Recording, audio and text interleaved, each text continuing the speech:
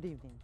The devastation continues in Gaza as the occupation army intensifies its brutal assault, starving the population and killing dozens daily. Gaza Humanitarian Foundation has started distributing aid inside Gaza despite concerns of international organizations and the chaos that occurred today. The process of distributing aid, which was under the supervision of the Israeli army, was inhumane and didn't deliver the aid to those in need. Confusion and contradiction define the latest ceasefire initiative. While Hamas announced acceptance of a U.S. proposed ceasefire plan, the American envoy Steve Witkoff and Israeli officials denied. Now, meanwhile, and across the Atlantic, economic tensions simmer as Europe races to avert a full-blown trade war with Washington. U.S. President Donald Trump has postponed the 50% tariff on EU goods following what he described as a very nice call with European Commission President Ursula von der Leyen. With only weeks left until the July 9th deadline, EU leaders hope fast-track talks will secure low tariffs, but uncertainty looms over whether diplomacy will prevail. Let's get in focus.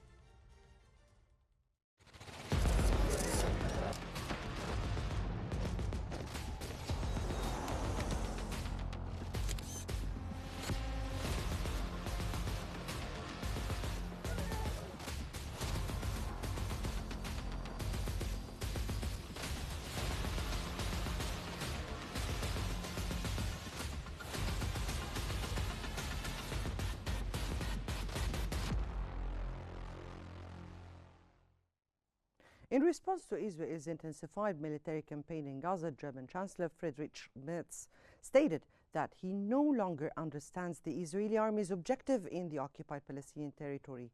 As reported by Al Ahram Online, Merz said the impact on the civilian population, particularly in recent days, can no longer be justified as part of the fight against Hamas.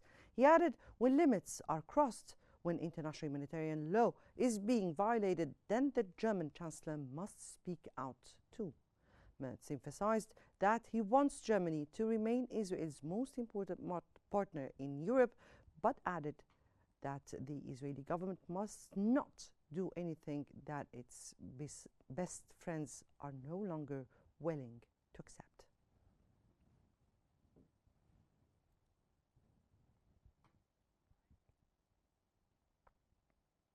For more analysis, we're joined from Jericho by Mr. Abdel Nasser Mikki, political science professor.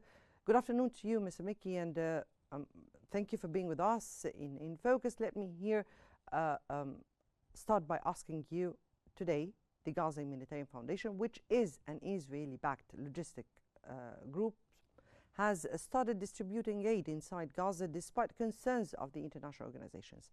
However, on the very first day, the process of distributing aid was a total chaos and inhumane. What is your take? What do you have on that? I think as today you saw what's happening on Rafah about the institution which was distributed the food for the people of Gaza. And what's happening there is what chaos. Thousands of people, that they attack the place. Many of them, they took some of the food and some of the assistance there. And the guards there, they escaped from the place.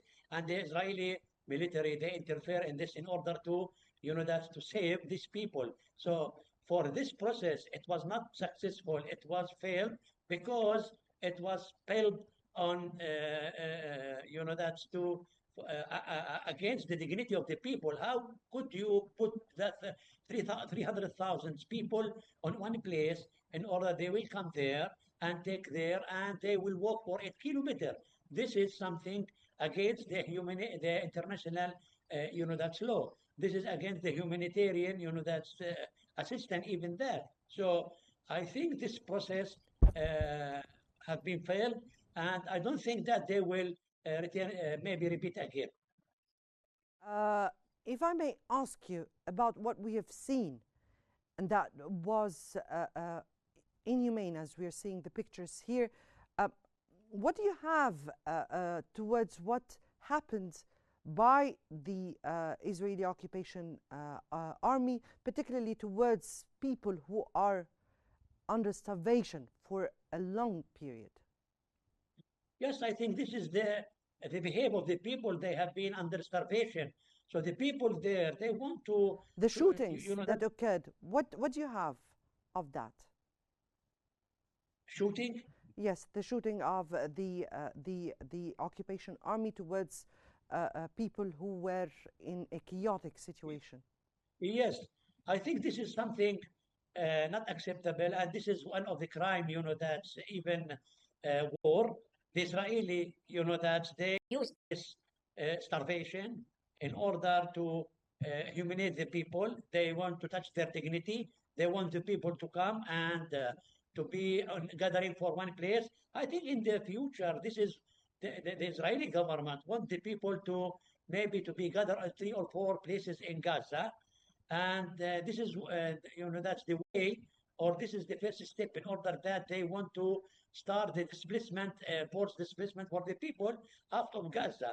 And because of this, the Israeli is government until now, they are believing that this is the only way that they could win in the war, that they should pressure on the people by using the starvation tools and cutting the assistance and to close the borders in order to pressure on the people to go out of Gaza. And after that, they could use the military in order to shoot the people for what's happening today. So I think today what's happening is fail of the American, that's thinking how they could provide the people with assistance. Maybe this is not the way that they should use it. Maybe this is way how they could, that's thinking how they could pressure on the people to displace the forced displacement from Gaza. I don't think that if you want to provide the people with assistance and food and to minimize the starvation, this is not the way. This is political, there is a political agenda by this way. Right. On the other hand, Hamas reportedly accepted a ceasefire proposal involving a 60-day truce and detainee releases. But U.S. envoy Steve Witkoff rejected the claim. How do you interpret this contradictory messaging, and do you think there is real progress happening on the ground? Yes, I think according to the last news for the Witkoff proposal, Hamas, I think they accepted the proposal of Witkoff regarding, although they refused from the beginning, but after that, they, by the Mediterranean, they reached to, that to compromise by the proposal of Witkoff and by Hamas, that's demands, they could reach to a settlement, which is, or agreement, which is to release 10 of the Israelis detainees, 5 on the first day, and the other 5 on the last day of 60. 60 days will be a ceasefire, and also to enter all the assistance without any precondition, and to discuss, that later about the permanent ceasefire. I think Hamas and Witkoff, they reached this compromise, but I think now this is now in the Israeli government, what they want to, that's to propose, what they want to decide.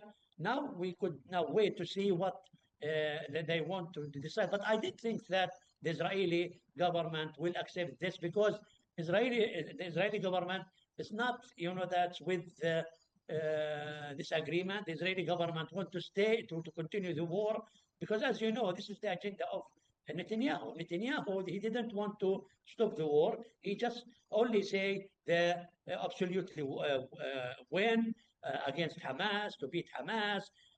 He did now also he, as you know, he appointed some of the people like Zini and like Zamir. Zini is one of the people in the Shabak. He is not believed with releasing the detainees. He just want to beat Hamas. He want to occupy Gaza, and also Smotrich and Ben Gvir want to make settlements. This is what they are thinking. Mm-hmm. Now, German Chancellor Friedrich Merz delivered his most severe rebuke of Israel to date, criticizing massive airstrikes on Gaza as no longer justified nor comprehensible. Now, how do you view this shift in tone in significant in a country whose leadership follows a policy of special responsibility for Israel? Yes, I think this is something dramatic. The change on the Germany, that's policy. Even they are with the Israeli from the beginning, and they are, that condemned what happening in the 7th of October. But after that, what happening? What's happening now in not just Germany, also France, Belgium, and Spain. All of them now, as that they have the conference in Madrid with the Saudi Arabia and the Arab countries. They are thinking that the Israelis not just want to the Denise, to reach the Denise. Otherwise, maybe if they want, they could reach to compromise from the beginning when they in the second stage of the agreement, which before 3-4 months. But the Israeli government is not. They didn't want this. They want to continue to invade Gaza. They want to destroy Gaza. They want to force the spreadness of the people out of Gaza, especially when Trump said like statement. So the Germany also, when they saw all these crimes, when they saw the starvation, Israeli, there is no any target from Hamas target or any army target in Gaza. Israeli could say that they are now shooting or they are destroyed. It's just civilian. You could see the German, all the European Union, what the people, they saw the crimes war in Gaza. They saw the people have been destroyed, they have been killed, they have been burned. What they saw in Gaza, one of the doctor, 9 of their children have been killed. She was working in the hospital. One of the girls, child, she's that's about maybe 6-7 years. She was just the only, that a person that had been go out from the bombing house. All of their the parents, all of their brothers, sisters, they have been killed. And you saw that now this is all these have been all these that pictures, photos have been sent to all of the people in the world. So because of this, the Germany have been changed their mind, and now they saw that Israeli is not. They didn't want just to raise the Denise. They are just continue to the war crimes in Gaza. Mm-hmm. Now, Netanyahu insists on total military victory, the exile of Hamas leaders, and the implementation of Trump's Gaza plan, which many describes as ethnic cleansing. Now, in your view, are these demands intentionally designed to block any diplomatic solution? Yes, I think this is what they want. Because as I told you, if there is ceasefire and the end of the war, so I think the problem will start in the government of Netanyahu and inside Israel. So what they want in order to protect himself and his government and his coalition is that they want to continue the war. And because of this, he said that he want to say that he want to reach to total victory, which is something is not impossible. He couldn't. He said that he want to beat Hamas. Hamas is not a person. It's like that it's an idea. It's something inside the people. So in order that he want to that to stay on in the government and to protect himself, not to go to the jail or to the that's to a court. He just say and sent messages to Israeli and people that he want to reach to the total victory against Hamas and also the genocide. So he want to justify what he is doing to the people of Israel. Yes, that was Mr. Abdel Nasser Mekki, political science professor. We thank you so much for your insights. And now let's move to the recent developments in the US-EU relations. Donald John Trump, do solemnly swear that I will faithfully take office of President of the United States. Capitol open, the emergency and reciprocity. Mexico, Canada, Greenland.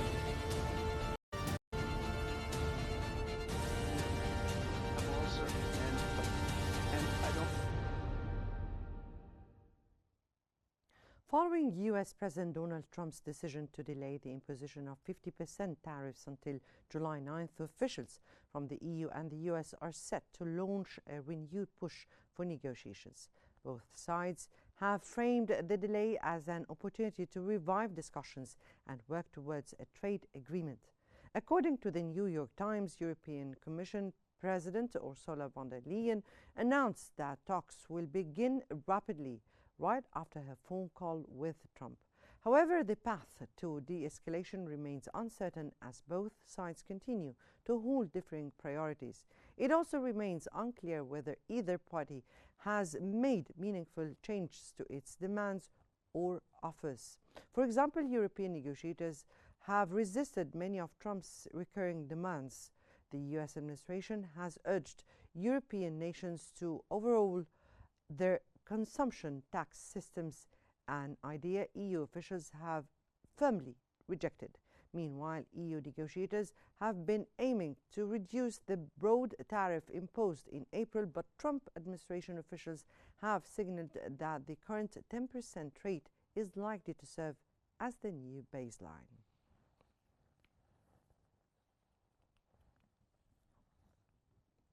For more analysis, we're joined from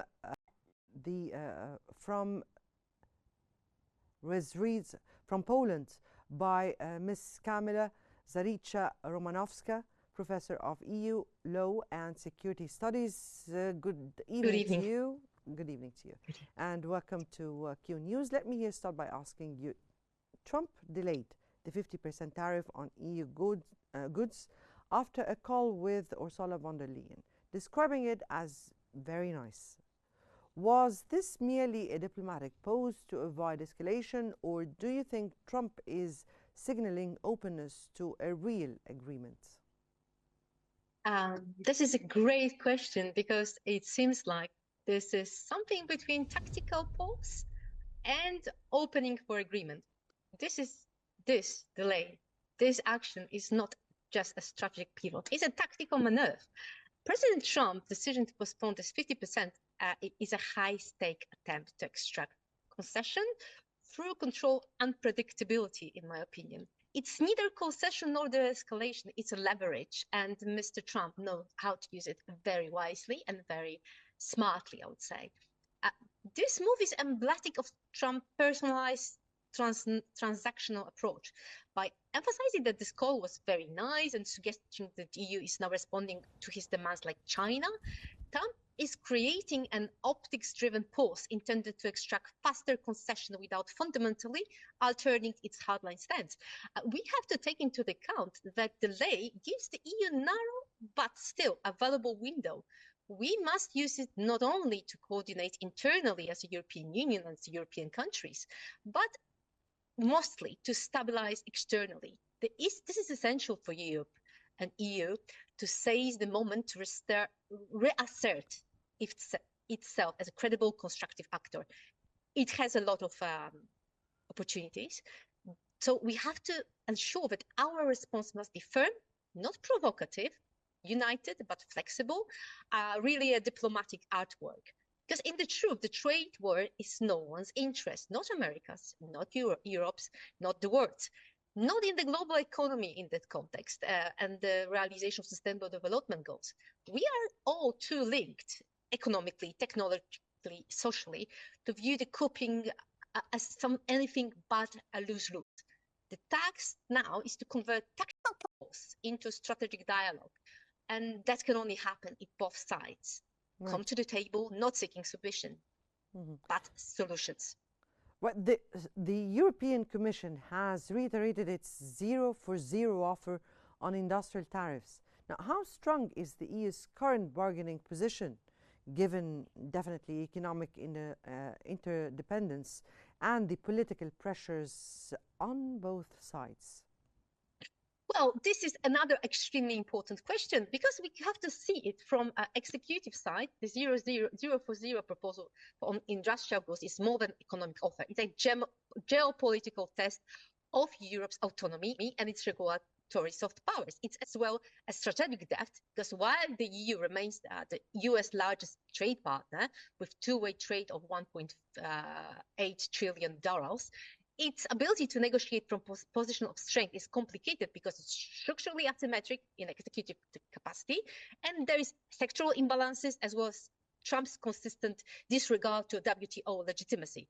We need to acknowledge this asymmetry. The US administration acts swiftly, often unilaterally. The EU, by necessity, moves through consensus. This is much slower, but in the eyes of many, a more legitimate way. What truly strengthens our hands here is the quality and depth of this interdependence. Because let's have a look. European investment in the US is a vast issue. American firms rely on European inputs in the sectors from aviation to automotive, and particularly in pharmaceuticals and medical devices, where Europe is a global supplier of essential components and technologies. Still, we must recognize quite painful truth. Europe has a strategic dependencies, notably in active pharmaceutical ingredients, APEs, rare earths, and advanced semiconductors. Any disruption to our access as Europe or export of this from US would risk real shortage with human consequences. Thus, we negotiate from the position of strength, but also urgency. And we must translate it into urgency into diplomatic momentum, but not a fear. So it has to be really well acted. Thus, the French president here, Macron, called for returning to lowest possible tariffs, while Meloni, at the same time, is trying to arrange a high-level summit. Are EU leaders united in their approach? How can they strengthen the bloc's leverage in negotiations? That's a really good question, because we can see here that European Union rarely speaks with one voice, that's for sure. It can move with one will, and that's important as well. Leaders differ in tone, but not in the principle. All agree that trade war must be avoided. This is something which is common. Europe must speak with coordinated force, and then retaliatory measures must be prepared but not rushed. The strengthening of the leverage Europe must, to strengthen it, Europe must clarify non-negotiable sectors like pharma, aerospace, critical raw material, build cross-party support across the European Parliament and member states, engage with US Congress and showcase mutual cost of tariffs. And here we still have this new love, let's say, a new friendship between Mr. Trump and Ms. Meloni, who was supporting him all the way, and this slightly cool-off period of bromance, as they say in the US, between Macron and Trump. Clearly, we must conduct this diplomacy on two levels, the technical and political. European negotiators from the Commission must hold the line on the content, while leaders like Macron, and he's still, I would say, still quite warm relation with Trump, and Miss Meloni with much better relation, and in the end as well, the head of the European Commission, they should engage in symbolic high-level diplomacy.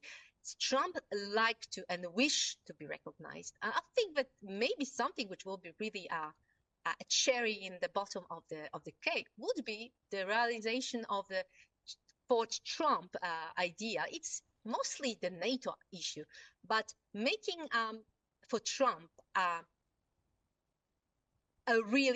giving him a symbol of let's say appreciation would really help. Right. That was Ms. Kamila Zaricha-Romanovska, Professor of EU Law and Security Studies. We thank you so much for your insights, and I guess that brings us to the end of today's episode of In Focus. Stay tuned for more updates on Qnews. Many thanks for watching.